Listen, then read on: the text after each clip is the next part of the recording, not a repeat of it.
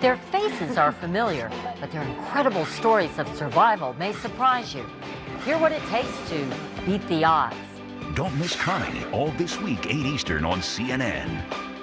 As Governor George Ryan grants clemency to nearly all of Illinois' death row inmates, CNN was first, on the scene, inside the story. This is real reporting. This is CNN. Closed captioning provided by Oric 8-pound upright vacuum. Looking for a lightweight vacuum that's really powerful? Try my Oric XL free for 30 days. Nothing gets by an Oric. Tomorrow night, Ed Bradley and Steve Kroft of CBS 60 Minutes will be our special guests. We now turn the podium over to the master of 10 o'clock Eastern, and now worldwide, the host of Newsnight, the irrepressible, the man among men, my man, Aaron Brown. Aaron, man, you know, just when I think you show. can't go overboard anymore. I'm over the top for you. Oh, Aaron. man, it's something else. Thank you, Mr. King. And good evening again, everyone. We said on Friday we thought the governor of Illinois was courageous, and we know many of you disagree, and that's all well and good. Our point then and now is simple. The governor, after 3 years of considering the question, came to believe the entire death penalty system in his state was broken, and he acted accordingly. I am cynical enough to believe lots of politicians see things that are broken and don't have the courage to say so, let alone do something about it. So whether you agree with the decision or not, consider at least that someone actually acted on conviction, knowing he would be, in the end, receiving considerable amount of criticism. The governor's decision commuting to life without parole, everyone on death row, has caused lots of disagreements, even on our little staff. One Newsnighter today argued that the governor should have gone case by case, that those clearly guilty should remain on death row. But the governor was making a different argument, and whether you agree or not, it is also worth considering. He argued there's no rational system for deciding who lives and who dies, that a murderer in Chicago is less likely to be sentenced to death than, say, a murderer in Springfield, that you're more likely to die if your victim is white than black. He came to believe that justice, the ultimate penalty, is not fairly applied. You can disagree with that, but if you came to believe that, if you came to believe that the ultimate penalty was a lottery, what would you have done? It is that story again that tops the whip tonight, and so we go first to Chicago and Jeff Flock. Jeff, a weekend later, the headline from you. Aaron, the headline tonight is that George Ryan's term as governor and his political career ended today, just as the firestorm of controversy about the death penalty was beginning. Jeff, thank you. To you at the top tonight. Another Democrat enters the race for 2004. Candy Crowley, we're glad to say, is in New York for a change tonight. So, Candy, a headline, please. Aaron, it is about a year till the first primary, a year and 10 months until the next presidential election. But now there are 5 candidates in the Democratic race for presidential nominee. Candy, thank you. A fascinating, controversial story about the tragedy at Columbine High School and a fight over how some students and some families want to remember it. Jeffrey Toobin is on that for us. So, Jeffrey, a headline from you tonight. Aaron, the idea at Columbine was to let students design a memorial, help design it, and some students included references to God in their memorial. The school board said, you can't do that. And that fight went to court. It went all the way to the Supreme Court. And today, the fight ended. Jeffrey, thank you. And an arrest today of a legendary rock star, Matthew Chance, from London tonight. Matthew, a headline from you. Well, Aaron, we're outside the London home of the legendary rock star Pete Townsend of The Who. He's been arrested, then released on bail by British police after admitting to paying for and viewing images of child pornography over the internet. Matthew, thank you. Back to you and the rest shortly. Also coming up tonight, one-way school districts are trying to cut costs by cutting a day out of the school week. It may sound like a school kid's dream come true, but we'll visit one district that's been doing it for years and has mixed report. And a great story about World War II veterans saying thanks to the cartoonist who made them laugh at a time and place where laughs were hard to come by. That's segment 7 tonight. We hope you'll stay through the end. All of that in the hour ahead, but we begin in Illinois. Someday we'll know if what former Illinois Governor George Ryan did this past weekend changed in any way how the death penalty is administered, whether it was the first shot in what opponents see as an argument for reform at least, abolishment at best, or will it work the other way? Will it aid the cause of those who believe that not only are such laws fair and just, the process needs to be streamlined, quick and certain punishment is their motto. Someday that will all be clear. Tonight, this is all that's certain. 167 people, most of them guilty, will not be executed, but instead will spend their lives in prison without parole. We begin tonight with CNN's Jeff Locke. These are the faces of the condemned. I'm commuting the sentence of all death row inmates, 167 of them. Each one with a story. They framing us. Get in. Fidel Caffey cut a baby out of this woman's womb while her children watched, then killed all but one of them, too. It's pretty hard to grow up without a mom. For sparing her killer, the dead woman's brother calls George Ryan a terrorist. He has found a way, just like those terrorists used our money, they used our planes to kill all those thousands of people. He used our laws and our loopholes to terrorize. As much adulation as you got in that room, you know there's as much venom out there. Yeah, I know that. And I said earlier today that they have a right to feel betrayed. I had probably misled them, certainly not intentionally. Take that sorry and go stick it where the sun don't shine. Crystal Fitch's sister was raped, murdered, and left in a dumpster by this face of death row. You tell me in my face that you're going to commute the guy who killed my sister, and you told me you were going to review that case. You lied to me. I had to add, our capital system is haunted by the demon of error. Error in determining guilt, error in determining who among the guilty deserves to die. Prosecutor David O'Connor, who puts people on death row, feels like he's wasted his time. For a governor to simply take the issue away from all those courts that have reviewed the cases and the facts again and again is totally unfair. I, Rod R. Blagojevich. Ryan's replacement was sworn in today. I think a blanket anything is usually wrong.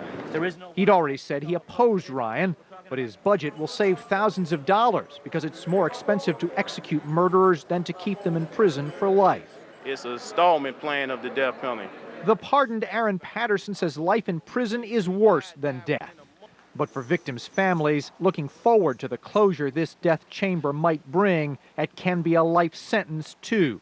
For some, a very long one, and they blame Governor Ryan. He's the one who should be making things right instead of making things wrong. Sometimes it's hard to know what right is. Aaron, tonight a bit of news. We have been hearing from a fellow on the former death row over the course of our coverage. He gave us a call today and tells us that the state has now begun the process of moving the former death row inmates off death row into the general prison population. Just the start of what Governor Ryan has set in motion here in Illinois. Jeff, it wasn't very clear how it would happen, but there were people in Illinois who were talking about trying to reverse what the governor has done. Is that gone anywhere? Is it going anywhere? No, the prosecutors now have all been heard from, the men who would move against him if there was any way to go, short of some sort of a failure to cross the T or dot the I on the form that the governor needed to fill out. I don't think there's anything that can be done. And is it still the topic that people are most talking about in Illinois? It is, and this, I think the sense of the city and the state here is that the world is watching what it has done, and it almost can't believe it itself. Jeff, thank you very much. Jeff Locke in Chicago tonight. An extraordinary story, no matter where you come down on capital punishment. It's extraordinary what the governor did there over the weekend. On to presidential politics next, and what to make of the Democratic candidate number 5, Joseph Lieberman of the state of Connecticut. Political junkies tonight seem split. Some tout his name recognition and proven fundraising ability. Others say yes, but point out the senator's hawkish views on Iraq and a number of social issues which might make him an ideal candidate in a general election, but less so in a Democratic primary. And then there is the religion issue. All of those and one more Is the country ready for the first guy named Joe to win the White House? Here again, CNN's Candy Crowley. The president of the senior class of 1960 returned to Stamford High for some hometown mojo to start him off on his next election. I am ready to announce today that I am a candidate for President of the United States in 2004, and I intend to win. Joe Lieberman is the 5th Democrat to jump in the '04 pool, the first to do it with all the trappings and traditions. A nostalgic venue with family and friends. This one here, Bonnie, I had a big crush on her in 4th grade. There was a television blue backdrop with 22 cameras to shoot it. A cameo appearance in a classroom to pass on wisdom of the ages, or at least of Broadway. If you don't have a dream, how are you going to have a dream come true? And Natch, there was a photo op at the local diner, or as his staff calls these events, a cup of Joe with Joe. He's already a big enough deal to draw protesters. Religion almost always comes up. Lieberman is an Orthodox Jew and a strong supporter of Israel. In a recent trip to the area, the senator found how tricky it can be. While there, he voiced support for a Palestinian homeland. It was seen as an effort to show Lieberman can be even-handed, but he came home to criticism in the Jewish community. Still, for now, Lieberman's diplomatic skills will be tested more in Iowa and New Hampshire than the Middle East. Lieberman has a primary problem. Democratic primary voters are usually to the left of the party, and Lieberman is to the right. He supports the president on Iraq, sees value in capital gains tax cuts, and has flirted with school vouchers and Social Security privatization. Lieberman intends to sell it as a campaign above partisanship. I intend to talk straight to the American people and to show them that I'm a different kind of Democrat. I will not hesitate to tell my friends when I think they're wrong and to tell my opponents when I think they're right. It will take some sorting out. Having reconfigured some of his views to fit onto the Gore ticket, Lieberman must now re-explain where he stands when he stands for himself. I've come too far. I feel too fortunate to have this opportunity to run for the highest office in this nation that I love so much, to change anything about me. I'm going to be myself.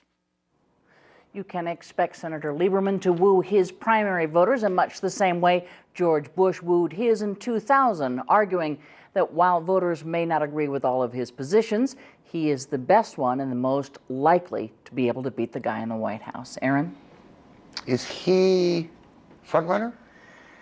You know, he's front runner in this way. He's the name that people recognize. You know, we're still at a point where I don't think you could put this out to many people and they'd be able to pick him out of a lineup, any of the 5 that are in it. But Lieberman certainly has the biggest name in the race. He's a proven fundraiser, and he has a structure, and that is the old Gore-Lieberman structure he can at least use parts of. So, yeah, but the polls show just all these people clumped at the top. So, no. Anybody else coming in?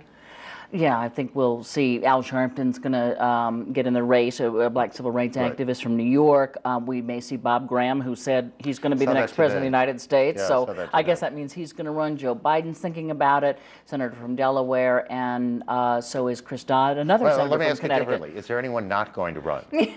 Yes, as a matter of fact, Tom Daschle and Al Gore. There you go. One other thing before you get away. The networks, all of us today decided that the Voter News Service should go.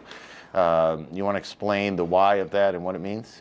Well, the why of it is that it's failed in the last 2 elections. Voter News Service is what helped us project winners and did exit polling for us. Yes, and did exit polling. In 2000, I don't think we need to retread that ground. We had all of Florida. And then in the midterms, the news system also failed to give us any exit poll results at all. They're going to try a different way. A different way meaning we'll still go out and do exit polls, or we still, I don't know why I'm asking, it's not like you run the company, although you may today, I'm not sure. Will we still be a consortium? Are we trying to establish a consortium, or are we all going to go do it ourselves? No, I think it's too expensive for everybody to go do themselves. Talk like a boss. Yeah, that's exactly. I know about bottom lines. So they will come up with something that is a little more workable, or that they hope is a little more workable. I mean, exit polls, after all, are a tried and true part of election night. Yes, they are. Almost always right, too. Thank you. It's good to see you here. Thank you, Candy Crowley. Columbine next. On its face, it is a simple and hardly controversial idea. Give students at the Columbine High School and family members of the victims a chance to remember the tragedy that hit them through art that would stay up for future students to see and then reflect upon. But little is simple, and almost everything, it seems, is controversial, and so is this. Because when some students and families use the opportunity for a religious message, the simple idea became embroiled in the ongoing debate over the wall between church and state. Today, the U.S. Supreme Court declined to hear the case, leaving the wall intact and feelings raw. Once again, legal analyst Jeffrey Toobin. The world will remember their story this way. Columbine High School had a different idea. Painted tiles, 4 by 4 inches, glued to the walls, thousands of them. Students, family members, and rescue workers were invited to paint tiles with the rule that they be abstract art and not representative of the tragedy itself.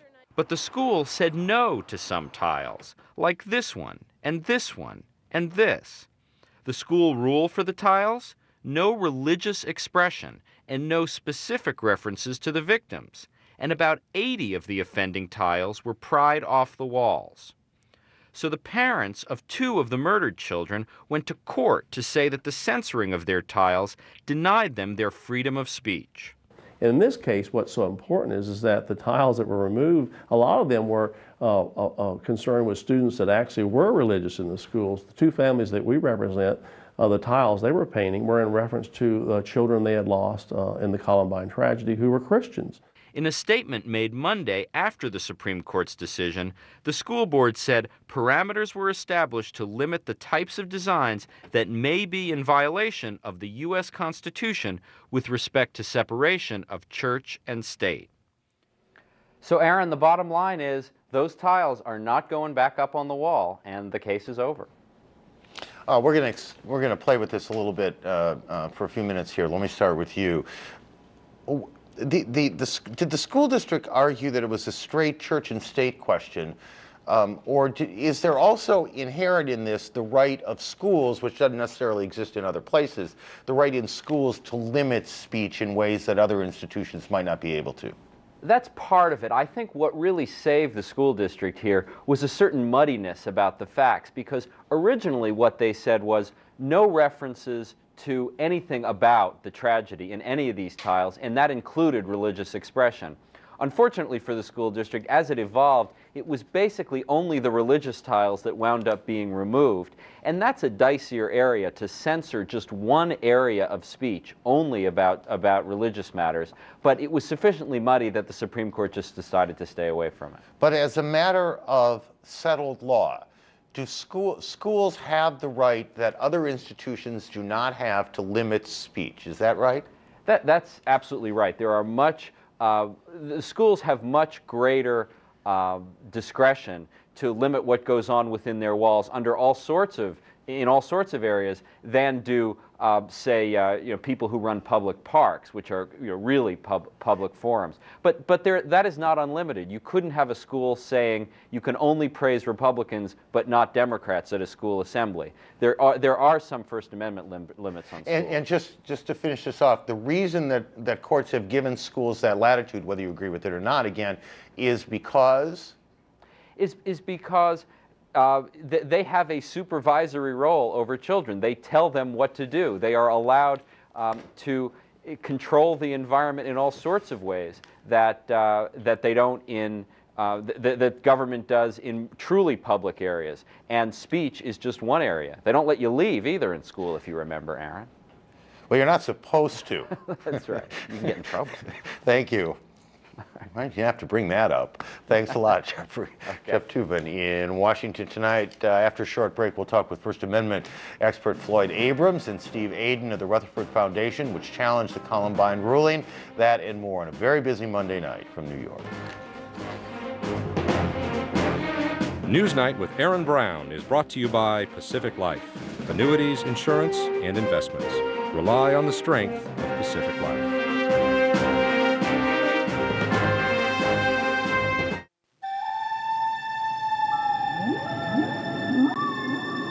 The persistence of 135 years of experience. The performance that has enabled us to work with more than half the Fortune 500. The strength of one of the largest financial services companies in America.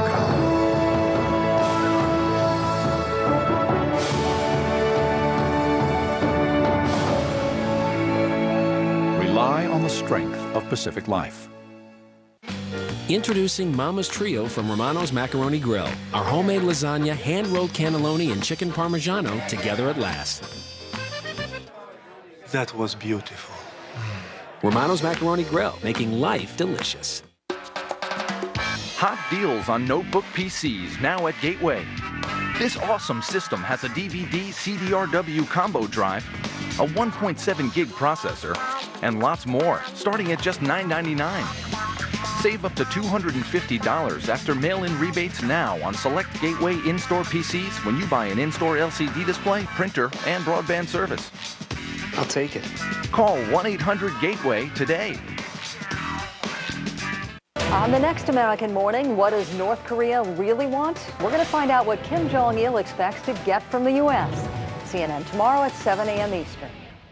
Today we're going to see how a customer order turns into their perfect PC. All the orders come in here. Don't forget the website. I mean, all the orders come in either here or the website. I put it all together. Big old hard drive, extra memory for performance, CD burner. Don't touch that. Every machine's a custom job. They call you the customizer? No, they don't. After testing, I pack it up and ship it out. An award-winning 24/7 service and support goes with it. Happy trails, little buddy. Hope S. Jackson gives you a good home. Get America's favorite PC. Like this Dimension desktop for just $649, featuring an Intel Pentium 4 processor for awesome performance for today's digital entertainment, recording music, sharing photos, gaming, and beyond. And for a limited time, you'll get free shipping. Get great deals on notebooks, too. Dude, we're getting another Dell. Sweet! When you want your perfect PC, it's easy as Dell. Dell PCs use Intel Pentium 4 processors.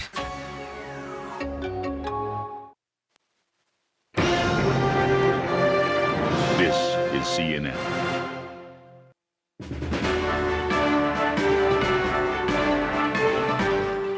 More now on the debate over Columbine High and whether a school display remembering those who were killed there can include religious words and images. We're joined in New York by a true veteran of these sorts of fights, constitutional lawyer Floyd Abrams, and in Denver tonight, Steve Aden, a litigator for the Rutherford Institute, which asked the U.S. Supreme Court to look into the debate on behalf of some Columbine families. Welcome to you both. Mr. Aden, were you surprised that the court did not take the case?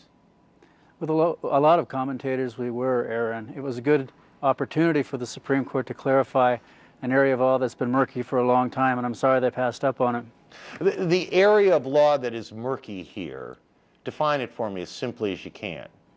Well, as easily as you can simplify a very complex issue. The question is, when individuals speak inside a school setting, as these members of the Littleton, Colorado community did with their tiles that were to be placed on the walls of the Columbine High School, to what lengths can the school go to what we call censor and eliminate religious expression within the school, citing the separation of church and state? And what role do the personal right to free expression of religion and free speech, what role does that play in circumscribing the school's authority? Let me turn to Mr. Abrams. Do you agree essentially that was the issue?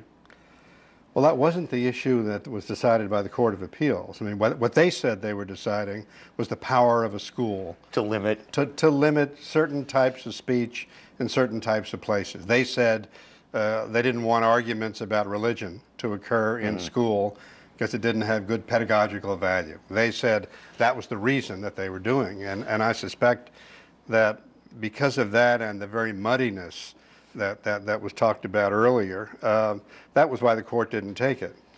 I don't think the court was presented with a case that it thought was clear enough and finite enough to make a big decision on the interplay of the First Amendment right to speak religiously and the Establishment Clause, which keeps schools and other institutions from taking sides about religion. So this may tell us less about the court's thinking on this area of church and state than we might otherwise presume. I think that's right. I don't think one can draw conclusions from this about what the court would have done. For example, if the school had said, but whatever you do, kids, don't make any religious symbol. They didn't say that. They said, we won't put up the tiles on a permanent basis in the school if it has religious symbols or certain other types of speech on it.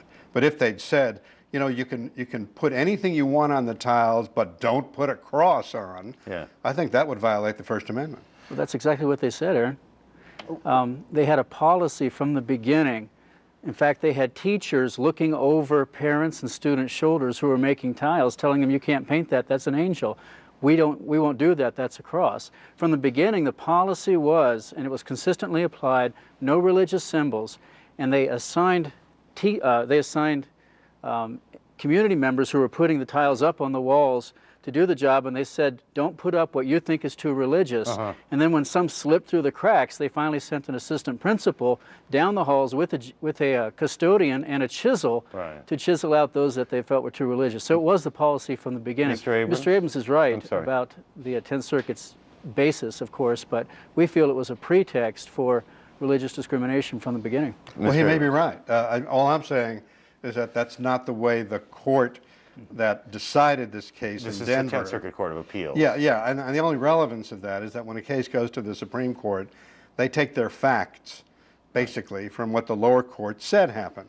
Now, I mean, if the argument is this is really a pretext, and if they persuaded the lower court it was a pretext, then they might have had a shot at getting a ruling from the Supreme Court on whether what they say happened violates the First Amendment or not. But I think the reason the court didn't take the case is that they viewed it the way you first articulated it. They viewed it as a question of what is the power of a school to which kids have to go to make decisions about what goes on the tiles that stay up on a permanent basis in the school. We've got about a minute left. I want to just quickly get into the comments of Judge Scalia over the weekend. Mr. Aden, I gather you take heart in that Justice Scalia saying that he thought the court had gone too far in building this wall between church and state. Well, it has, and the Columbine tile situation is a good example.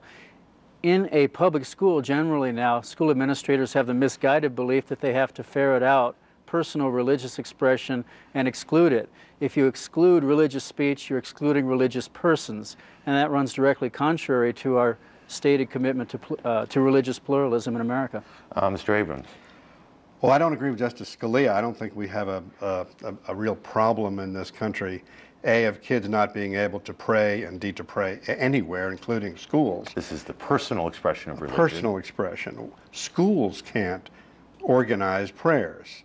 And that's what the First Amendment, as decided by the Supreme Court, tells us. And there are a lot of things that schools aren't allowed to do because kids have to be there. They don't have any choice. And precisely because they don't have any choice, we're very careful about instilling pro or anti-religious views in them. And that is what we understand the First Amendment to mean. Mr. Aden, Mr. Abrams, good to talk to both of you. Thanks for coming in tonight. Nice to see you. It's Thank you. Good and interesting issue. Coming up on Newsnight, how the budget cuts are forcing some school districts to cut back on the number of days kids go to school. And up next, Pete Townsend is jailed for what may be on his computer. Who, you ask? Pete Townsend. This is Newsnight. It's a new year, and what we all need now is a new beginning. So we invite the world to come and start over in Jamaica, because on this blessed island, every day is a new beginning. One love. Come to Jamaica. One heart. Come to life. Come to Jamaica and feel alright.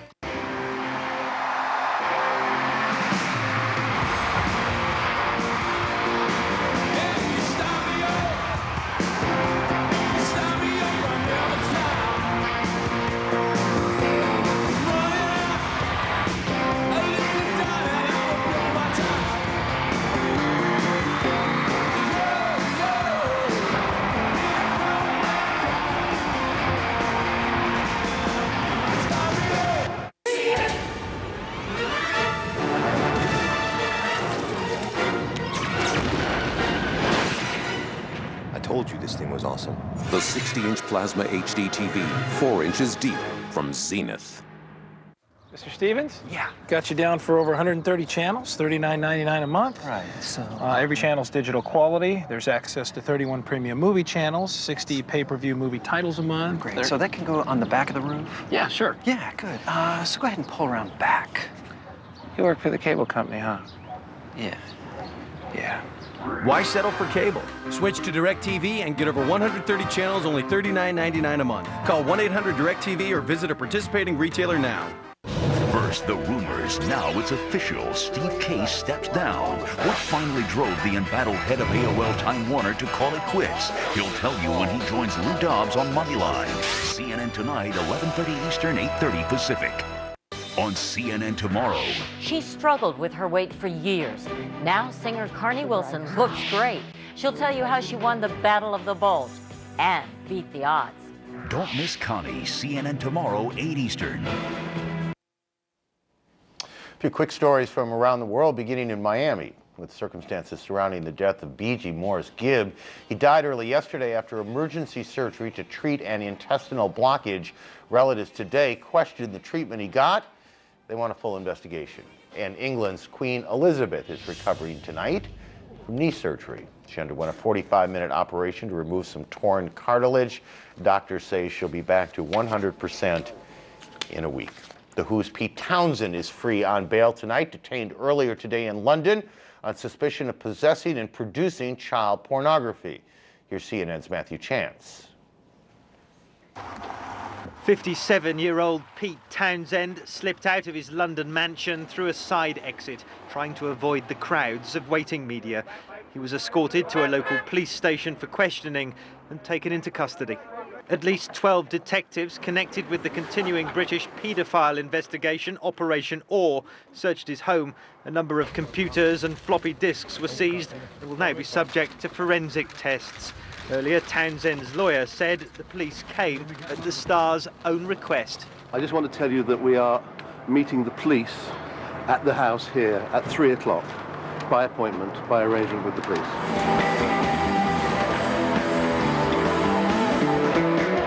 As the lead guitarist and songwriter of The Who, Pete Townsend is one of the world's most influential rock musicians. He has already admitted to paying for access to a child porn website based in Texas, but he says he did so to research a forthcoming autobiography and is not a paedophile.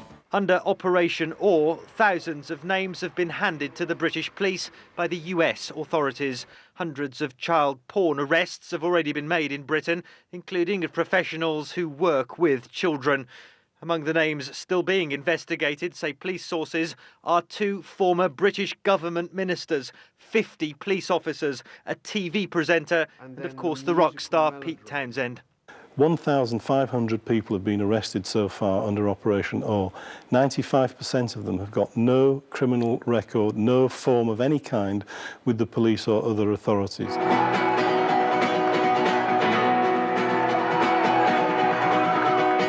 The latest developments surrounding Pete Townsend will come as a blow to the rock star, who has said he believes he was himself abused as a child. He and his family and his fans around the world must now wait to see whether charges are to be pressed. Well, Pete Townsend has been released on bail this evening and no charges have yet been brought against him. The rock star, though, has been asked to reappear at a local police station here in London later on this month, and police at Scotland Yard say they are continuing their investigations into his activities. Aaron. All right, so just to be clear, he has not yet been charged with anything, correct? He hasn't been clear. Police have taken away floppy disks from his house, as I mentioned in that report, as well as some hard drives on his computer. They're still going to undergo some forensic tests to establish what exactly he got up to before they decide on whether to press ahead with any charges, Aaron. Thank you, Matthew. Matthew Chance in London tonight. Still to come on Newsnight. We'll visit one of a growing number of towns where budget cuts have forced the schools to cut back to 4 days a week. This is Newsnight on CNN.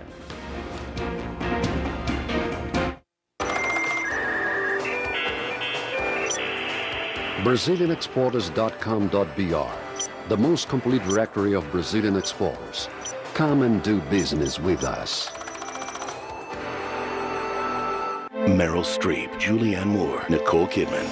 3 different women, each living a lie. This is the beginning of happiness. The time to live is now. It is the right of every human being. The Hours, rated PG-13, starts January 17th. From TNT, a world premiere special event. Cowboys don't get married unless they stop being cowboys. He must choose between the life he knows and the woman he loves. I don't want to lose you, Martine. You can't be something different than you are. From the director of Lonesome Dove, Tom Selleck, and Isabella Rossellini in Monty Walsh, one epic western, 3 chances to watch. See it Friday, Saturday, or Sunday at 8, beginning Friday night on TNT. We know drama.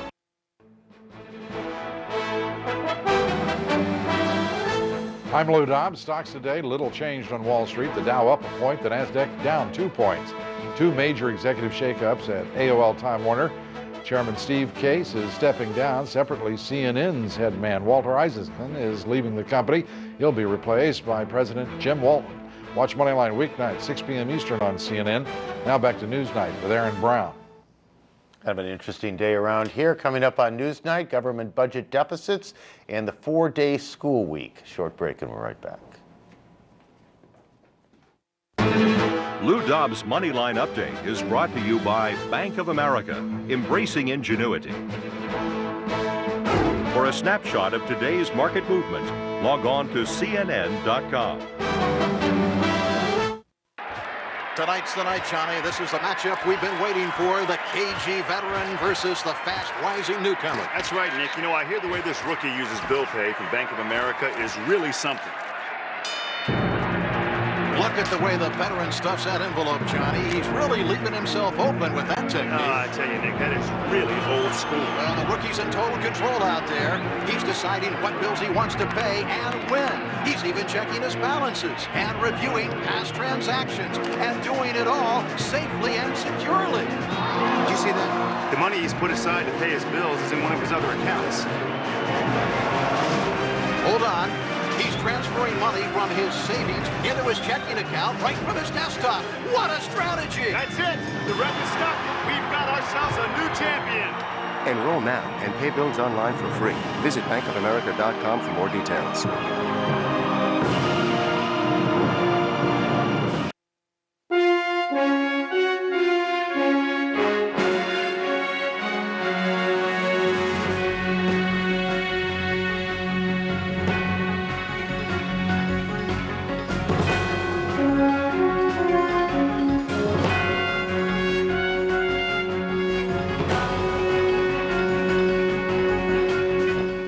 No one expected the president's approval ratings to stay where they were in the months after 9/11. That's not the way polls or people work.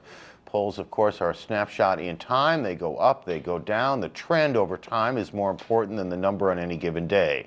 And both the number and the trend are negative for the president tonight. The latest CNN USA Today Gallup poll shows 58% of Americans surveyed approve of the way he's handling the job. That's down 5 points from our last survey, but even 58 is nothing to slouch at. The numbers seem to reflect an erosion of confidence in the president's handling of foreign affairs. And in fairness to the president, his job has grown increasingly complicated in the last year in that regard. Tonight, his envoy is in South Korea trying to find a way out of the confrontation with North Korea. Assistant Secretary of State James Kelly today held out the possibility of fuel shipments and even foreign investments if the North takes steps to meet international commitments. It sounded to many like a softening of the American position, but the White House said it was nothing new. There is a perfect consistency here. Mr. Kelly said that once we get beyond their nuclear weapons, then there may be opportunities in the area of energy. But as I made clear before, I said the United States is willing to talk, not negotiate. We are willing to talk about North Korea dismantling its facilities and coming back into international compliance with their obligations.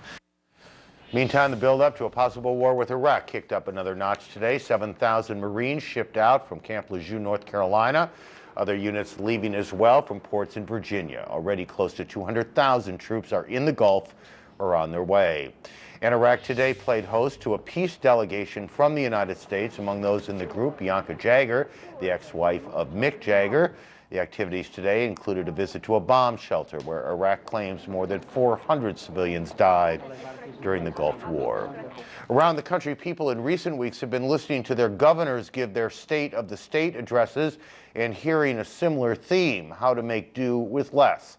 Recession means fewer tax dollars, and state and local areas are desperately looking to cut a little here and a little there. It may sound like nips and tucks, but consider what nips and tucks can really mean. Cutting back on police, they're talking about that in New York. Cutting health assistance to the poor, letting criminals go free ahead of schedule. And one of the big targets for tax cuts or spending cuts, school budgets. In some places, that's meant one less soccer coach, one less art teacher. In other places, they're considering something bolder, a shorter school week. We recently visited one school district that's been on a 4-day plan for decades, and it is still controversial. If you told most kids that they could go to school here in the shadow of the Rocky Mountains, getting Fridays off and getting free skiing on that day to boot, the line to sign up might well stretch for miles. Be careful what you wish for. I'd come to school about 8, and then get out of school about 4:20, and then I'm normally here until 6 or 6:30, and then it's off home doing homework, maybe get a little bit of time to eat, and then most of the time it's off to bed. I'm usually not home till about 7:30, 8 o'clock, and then do my studies, and then just listen to music and go to sleep. That's usually what my day consists of. This is Granby, Colorado, a small town where most of the students, the young and the old, attend school but 4 days a week. School officials began the program more than 20 years ago, mostly to save money on energy costs. The week is a day shorter, each school day is longer. I think that the 4-day week, it works in our community. I think it can work in a lot of other communities. It's tough to get adults to change. Roughly 108 school districts in 10 states, mostly in the West and South, currently operate 4 days a week, and nearly all of those districts are like Granby, rural areas with very tight budgets. We cut music, we cut art, we cut out sports programs that we consider extras. And this is a way where you don't have to cut programs. You don't have to necessarily increase class size, and you can still attain some cost savings. Those savings come from things like less pay for school bus drivers and for cafeteria staff. Overall utility costs are lower too. Test scores do not indicate that children are falling behind. So what's not to like? 90% of our parents are either single working parents or dual family, both parents working. This is Indian Peak's charter school, formed 3 years ago by a group of parents who were upset that some of their kids would be left home alone on that 5th day, and upset too at the length of the school days, especially its impact on the younger kids. Their children were exhausted by the end of the day, and it was cutting into extracurricular activities, family time, time to do their homework. They were too tired by the time it was time to get their homework done. And even teachers who like the 4-day system have some issues. I think it's harder to teach on the 4-day school week because you have only 4 days to spread things out through. And if you're dealing with students outside of the classroom, again, you have 4 days to deal with them and less time before and after school. It has pros and cons, this 4-day week, as you would expect. I'll be more ready for college because I have a longer attention span because I'm in school for a large chunk of time, and I've got a heavier workload. My classes are longer, which means more work and more learning. So I think that it's prepared me better for college when I'm ready to go, and it'll do the same for someone else. 4 days of school in Granby, Colorado. Ahead on Newsnight, an outpouring of love to a famous World War II cartoonist, the most famous. And up next, we'll talk with author Ann Taylor Fleming about her new book. This is Newsnight on CNN. In 1935, Foxwood Farm started with one horse and a truck. The horse was a thoroughbred, the truck a Chevy Suburban. Today, they have a few more horses, but there's still only one truck, Chevy Suburban. With an available 8.1-liter Vortec engine, it's capable of towing up to 6 tons. making it the best Suburban yet. Chevy Suburban, like a rock. Hot deals on notebook PCs now at Gateway. This awesome system has a DVD CDRW combo drive, a 1.7 gig processor, and lots more, starting at just $9.99. Save up to $250 after mail-in rebates now on select Gateway in-store PCs when you buy an in-store LCD display, printer, and broadband service. I'll take it. Call 1-800-GATEWAY today.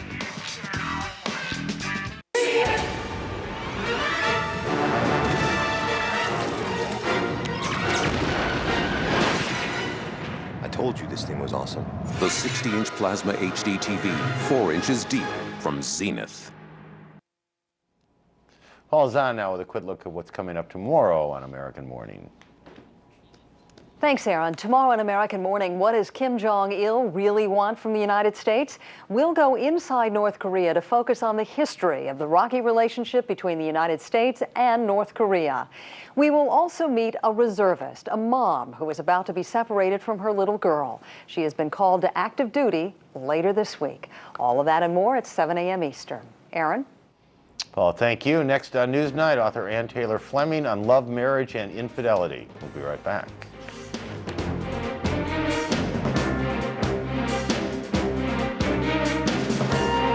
On CNN Tonight. I'm Connie Chung. Her face launched 1,000 covers. Now supermodel Nikki Taylor opens up about her devastating car accident. Hear how she battled back and beat the odds. Don't miss Connie. CNN Tonight, 11 Eastern, 8 Pacific. As Governor George Ryan grants clemency to nearly all of Illinois' death row inmates, CNN was first, on the scene, inside the story. This is real reporting. This is CNN.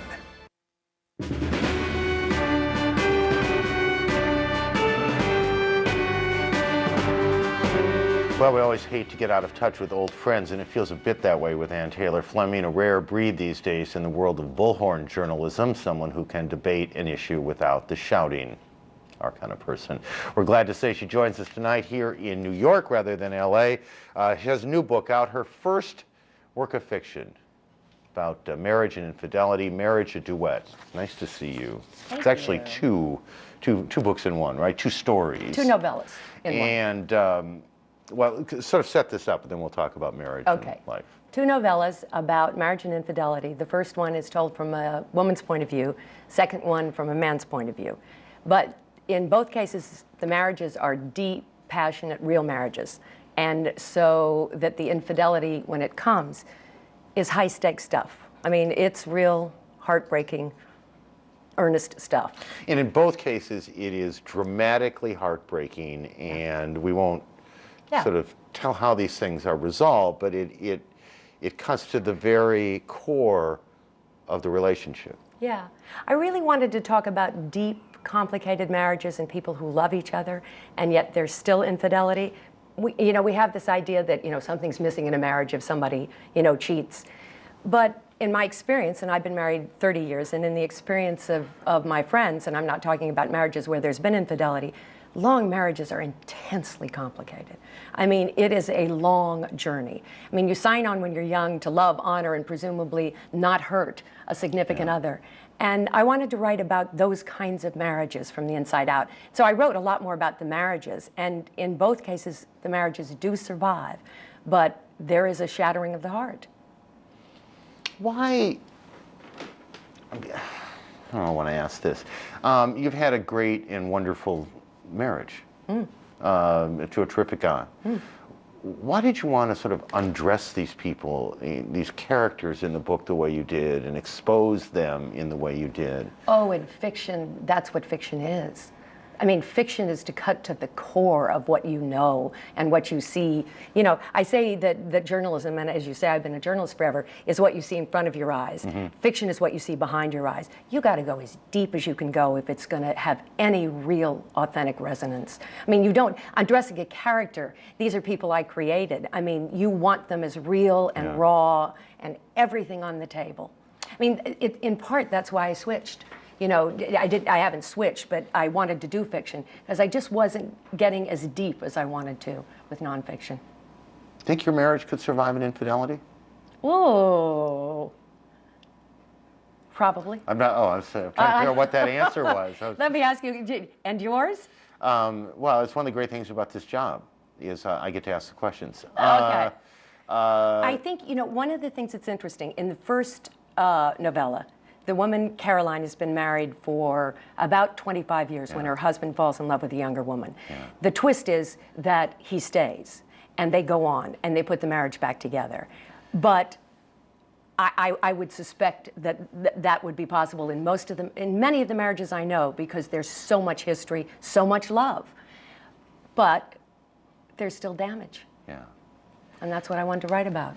Did friends say, well, there's a little bit of me in there, a little bit of her in there, and a little bit of this and a little bit of that? No, the great Everybody thing. No, here's the great thing. Neither of these are my marriage, nor are they the marriages of anybody I know. Nobody's going to call me in the dark of night and said, "Oh, how did you do that?" These are totally out of my unconscious. It's a great. I don't say this because you're a friend and at all. It is a great topic to look at, this most complicated thing that I think we do, these long-term relationships and how they survive the strains and stresses of life. And we all think we have easy answers for that. It's a complicated piece of business. What I wanted to write is stories that have no easy answers. I don't like novels with bows on them. Well, you didn't deliver one. Congratulations for having delivered a novel at all. You're one up on me. Thank you so much. Nice to see you. You Thank too. you. Ann Taylor Fleming. And next on Newsnight, a different kind of World War II hero and the outpouring of affection from thousands of people he touched. This is a great story. We'll be right back.